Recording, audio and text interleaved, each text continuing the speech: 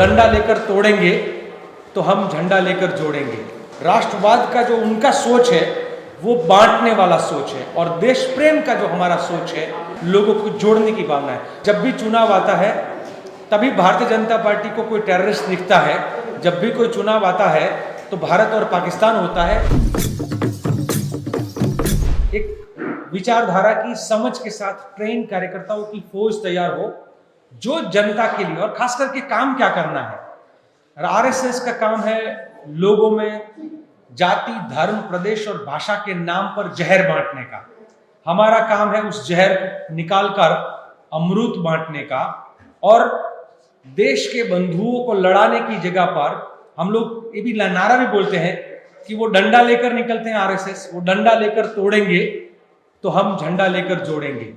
वो डंडे से तोड़ेंगे, हम झंडे से जोड़ेंगे। तो हम तिरंगा झंडा का क्या मतलब है, क्यों हमको तिरंगे झंडे के साथ प्यार से जुड़ना चाहिए, और जाति, धर्म, प्रदेश और भाषा के झगड़े हैं उसको खत्म कर इस देश के अंदर राष्ट्रवाद की जगह पर देश प्रेम को फैलाना है। राष्ट्रवाद का जो उनका सोच है वो बांटने वाला सोच है, और देश प्रेम का जो हमारा सोच है वो देश के प्रति त्याग, बलिदान, करुणा और लोगों के लिए कुछ करने की भावना है, लोगों को जोड़ने की भावना है। तो प्रशिक्षण के माध्यम से हम इस दोनों का जो फर्क है वो लोगों में लाना चाहते हैं, और उसी के प्रकार के कार्यक्रम हम लोग करना चाहते हैं। हम लोग लगातार ये कहते हैं कि हर बार चुनाव आता है, और जब भी चुनाव आता है तभी भारतीय जनता पार्टी को कोई टेररिस्ट दिखता है। जब भी कोई चुनाव आता है तो भारत और पाकिस्तान होता है, जब चुनाव आता है तो हिंदुस्तान पाकिस्तान होता है, स्मशान कब्रिस्तान होता है, अली और बली होता है।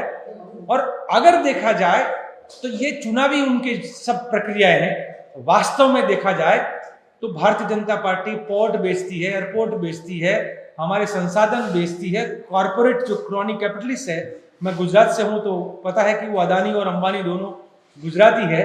उन दोनों गुजराती को ये नरेंद्र भाई और अमित शाह, नशा, नरेंद्र और शाह जो सत्ता का नशा है वो खतरनाक तरीके से आज मजबूत होकर देश के संसाधनों को, देश की संपत्ति को बेचकर हमारे देश के किसानों को, मजदूरों को और आम जनता को एक तरीके से उनको परेशानी खड़ी करके सिर्फ क्रॉनिक कैपिटलिस्ट को मदद करना चाहता है, और उसको हम एक्सपोज करना चाहते हैं।